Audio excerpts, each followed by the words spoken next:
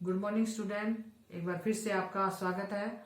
और आज हम नियोजित विकास की राजनीति लेसन 3 भाग 2 जो है वो करेंगे, जिसके अंतर्गत हमने करना है आज योजना आयोग रचना और उसके कार्य। जैसे मैंने आपको बताया था नियोजन के बारे में कि जो भारत में सोवियत संघ के प्रभाव से जो नियोजन की प्रक्रिया को अपनाया गया था, उस नियोजन की प्रक्रिया के लिए हमें एक संस्था की जो आवश्यकता थी, जो संस्था इस कार्य को हमारे देश में कर सके।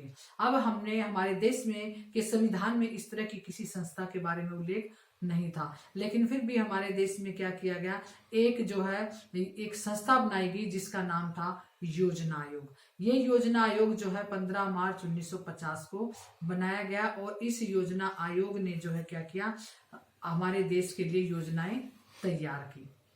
इस योजना आयोग ने क्या किया, हमारे देश के लिए योजनाएं तैयार की।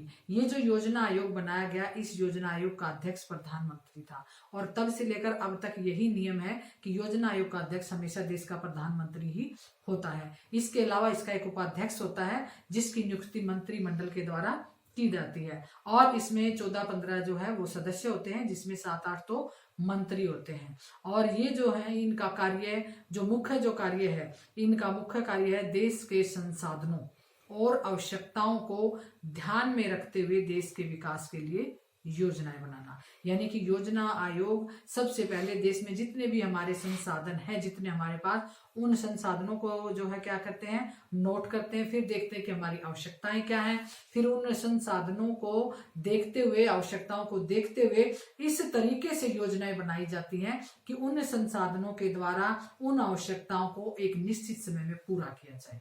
तो इस तरह जो ये कार्य किया जाता है, ये किसके द्वारा किया जाता है, योजना आयोग के द्वारा किया जाता है। ये जो योजना आयोग है, इसका नाम योजना आयोग था पहले, लेकिन अभी जब जनवरी 2015 में 5 जनवरी 2015 में जो नरेंद्र मोदी की जब सरकार आई थी, तो नरेंद्र मोदी की सरकार में इसका नाम अब चेंज होकर योजना आयोग की बजाय क्या है, नीति आयोग, NITI, यानी कि इसको हिंदी में क्या बोल देते हैं, नीति आयोग। अगर इसका पूरा अगर हम नाम देखें तो N for national, I for institution और T फॉर ट्रांसफॉर्मिंग और I फॉर इंडिया।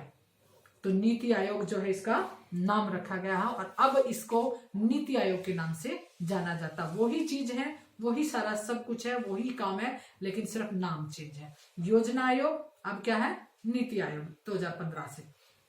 तो अब ये नीति आयोग जो है हमारे देश के लिए योजनाओं का काम करता है। जैसा मैंने बताया, इसका काम है देश के लिए योजनाएं बनाना। तो अब हम चलते हैं, जो योजना इसने बनाई है वो योजना 5 ईयर प्लान्स जो है बनाई जाती है, उनको पंचवर्षीय योजना कहा जाता है। अक्सर ये 5 साल की होती है। जैसे पहली पंचवर्षीय योजना 1951 से 1956 तक थी। जो पहली पंचवर्षीय हमारे देश की योजना थी, उसमें कृषि पर बहुत जोर दिया गया। क्यों? क्योंकि भारत एक कृषि प्रधान देश था। इसमें 70% लोग कृषि करते थे और हमारी कृषि की जो अवस्था थी वो पिछड़ी हुई थी। और हमारे देश में इस बात को माना जाता था कि जो हमारा कृषि का जो उपजाऊ क्षेत्र वो पाकिस्तान की तरफ चला गया। इसलिए जो है इन सारी बातों को ध्यान में रखते हुए भारत में जो है पहली पंचवर्षीय योजना कृषि पर आधारित थी कि कृषि के क्षेत्र में भूमि में कैसे सुधार किया जाए। जो दूसरी पंचवर्षीय योजना थी वो किस बात पर आधारित थी, वो औद्योगिकरण पर आधारित थी, यानी कि उसमें उद्योगों पर ज्यादा जोर दिया गया। अब दोनों, एक कृषि पर और एक उद्योगों पर। जब ये योजना स्टार्ट की जानी थी उससे पहले क्या था, बहुत ज्यादा इस बारे में क्या चल रहा था, कृषि बनाम उद्योगीकरण। ये विवाद था कि कृषि, ये जो मुख्य विवाद इसमें दिए हैं हम हमारे टॉपिक में, ये विवाद था कि कृषि पर आधारित बनाई जाए या औद्योगिकरण के आधार पर। फिर दोनों पर बनाकर देखी, जो पहली बनाई वो कृषि पर, दूसरी औद्योगिकरण पर। जो दूसरी पंचवर्षीय योजना का जो समय था वो बड़ा कठिन समय रहा, क्योंकि उस समय क्या हुआ, अनाज की कीमतों में भारी वृद्धि हो गई और अनाज की कीमतों में भारी वृद्धि होने की वजह से जो हम चाहते थे कि जितना हमारे देश का आर्थिक विकास हो, राष्ट्रीय आय में वृद्धि हो, वो सब चीजें नहीं हो सकी। अब विवाद हमारे देश के सामने आ गया कि जो इसकी क्या थी, हमारी जो विकास की नीति थी, वो विकास की रणनीति हमारी ठीक नहीं है। इस रणनीति के बारे में बहुत सारे सवाल, बहुत सारे क्वेश्चन खड़े किए गए और ये देखा गया कि अब हम किस तरीके से विकास करें, कृषि या उद्योगीकरण, कृषि बनाम उद्योगीकरण, कि कृषि का विकास करें या उद्योग का करें।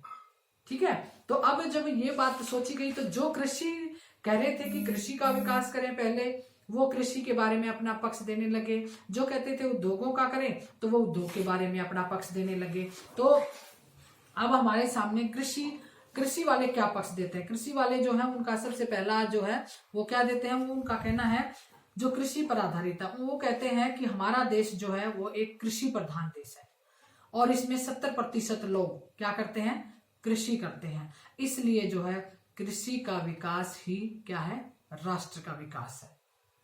यानी कि अगर राष्ट्र का विकास करना है तो वो किसके द्वारा संभव है, कृषि के विकास के द्वारा संभव है। फिर ये कहते हैं कि कृषि जो है, कृषि योग्य हमारी जो अधिकतर भूमि थी वो कहाँ चली गई है, पाकिस्तान में चली गई है। और अब जो है हमारे देश का सामाजिक और आर्थिक जो संतुलन है वो बिगड़ गया है और इस संतुलन को बनाने के लिए कृषि को जो है क्या करना, कृषि का विकास करना जरूरी है। यानी कि कृषि के विकास को प्राथमिकता देना जरूरी है। तीसरा ये कहते हैं कि हमारे देश जो है वो खाद्यान्नों पर आत्मनिर्भर बने।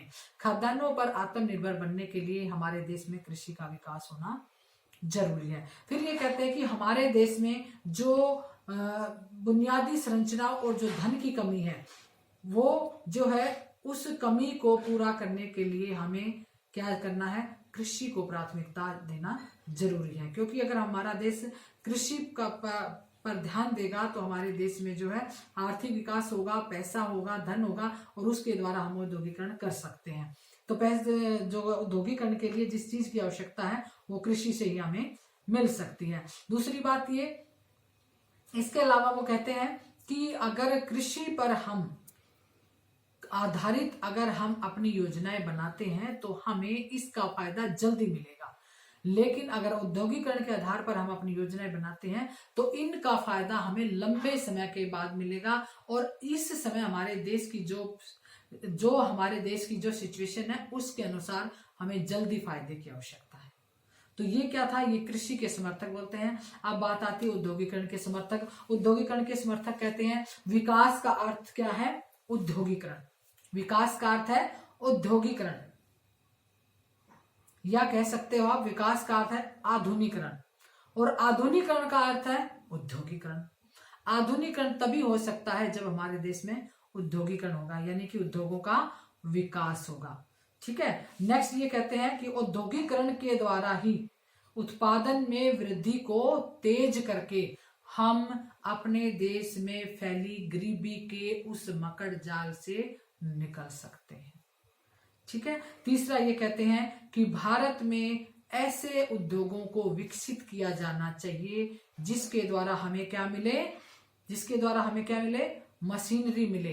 हमें महंगी मशीनरी जो है बाहर से ना मंगवानी पड़े बल्कि हम अपने देश में ही उनको बना सके। फॉर एग्जाम्पल अगर कृषि का हमने विकास करना है तो कृषि के लिए भी जो हमें आधुनिक यंत्र चाहिए वो हमारे देश में ही औद्योगिकरण का विकास करके उनको बनाया जा सकता है। तो इस तरीके से ये कहते हैं और लास्ट में ये बताते हैं कि हम चाहते हैं कि हमारे लोगों का जीवन स्तर ऊंचा हो। तो जीवन स्तर को ऊंचा करने के लिए भी हमें औद्योगिकरण की आवश्यकता है, क्योंकि औद्योगिकरण के द्वारा ही हम क्या कर सकते हैं, जीवन स्तर को ऊंचा कर सकते हैं। एक विवाद ये था, यानी कि अगर हम इसमें देखें तो ये जो मुख्य विवाद है, मुख्य विवाद में दो विवाद हैं, एक कृषि बनाम औद्योगिकरण और दूसरा क्या था, निजी क्षेत्र और सार्वजनिक क्षेत्र।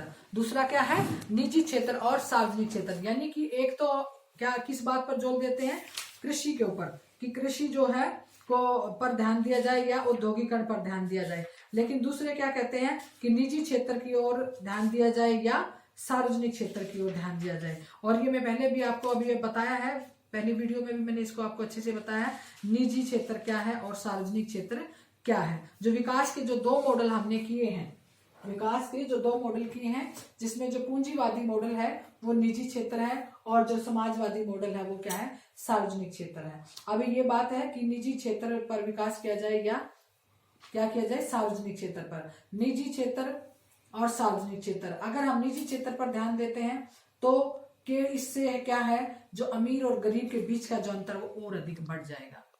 लेकिन इसके विपरीत यदि हम सार्वजनिक क्षेत्र पर ध्यान देते हैं तो हमारे देश में उत्पादन तथा वितरण के साधनों पर जो है सरकार का स्वामित्व होगा, और सरकार के स्वामित्व का मतलब सबका अधिकार होना। तो अब जो है इस बात पर ये निष्कर्ष निकाला गया कि भारत में जो है ना अकेले निजी क्षेत्र पर ध्यान दिया जाए और ना अकेले सार्वजनिक क्षेत्र पर ध्यान दिया जाए, बल्कि दोनों पर ध्यान दिया जाए। और इसी बात को ध्यान में रखते हुए भारत में मिश्रित अर्थव्यवस्था को अपनाया गया, जिसमें जो छोटे उद्योग हैं वो निजी क्षेत्र में किए गए और जो बड़े उद्योग हैं वो किसमें किए गए, सार्वजनिक क्षेत्र में किए गए। यानी कि मिश्रित अर्थव्यवस्था भारत में अपनाई गई, जिसमें क्या था, निजी क्षेत्र को भी महत्व दिया गया और सार्वजनिक क्षेत्र, यानी कि दोनों क्षेत्र के तालमेल की अर्थव्यवस्था को अपनाया गया। अगर अब हमारा ये क्वेश्चन हो कि भारत में कौन सी अर्थव्यवस्था को अपनाया गया है, या कह सकते विकास के कौन से मॉडल को अपनाया है, तो भारत में विकास का क्या है, मिश्रित अर्थव्यवस्था का मॉडल अपनाया गया है, जिसमें निजी क्षेत्र को भी भाग दिया जाता है और उसके बाद किसको दिया जाता है, सार्वजनिक क्षेत्र को भी भाग दिया जाता है। और लास्ट में हमारा आ जाता है परिणाम, कि ये जो बातचीत हमारे देश में ये जो नियोजन किया गया इसके क्या परिणाम रहे। तो हमारे देश में जो है नियोजन के परिणाम क्या हुए, नियोजन को अपनाने के कारण कृषि बनाम औद्योगिकरण को जो है डिस्कस करके दोनों को तालमेल करके बनाने के कारण भारत में क्या हुआ, तीसरी पंचवर्षीय योजना के समय में क्या आई, हरित क्रांति आई। अब खाद्यान्न संकट आया एक 1960 में और हरित क्रांति आई। ये हम दोनों टॉपिक जो है ये हम तीसरी वीडियो में करेंगे। कौन से टॉपिक होंगे, खाद्यान्न संकट क्या है और दूसरा टॉपिक क्या होगा, हरित क्रांति, जो लास्ट का हमारा जो है ये पोर्शन हम इसको तीसरी वीडियो में करेंगे। अब आपके जो क्वेश्चन बन जाते हैं, योजना आयोग क्या है, उसकी रचना बताएं, उसके कार्य बताएं, वह पहली दूसरी पंचवर्षीय योजनाएं बताएं, जो सार्वजनिक क्षेत्र बनाम क्या आएगा, निजी क्षेत्र जो है, दोनों में अंतर बताएं, या क्या विवाद था, या कृषि बनाम औद्योगिकरण क्या है, कृषि के पक्षधर अपने पक्ष में क्या तर्क देते हैं और औद्योगिकरण के पक्षधर अपने पक्ष में क्या तर्क देते हैं। ये हमारे क्वेश्चन बन जाएंगे इसलिए दूसरी वीडियो में आपने इन सब क्वेश्चंस को करना है। और तीसरी वीडियो में हम बात करेंगे खाद्य संकट के बारे में, जो इस चैप्टर में हमारा मेन टॉपिक है एक, और उसके बाद हरित क्रांति। ठीक है, ये आपने क्वेश्चन करने हैं और गुड बाय।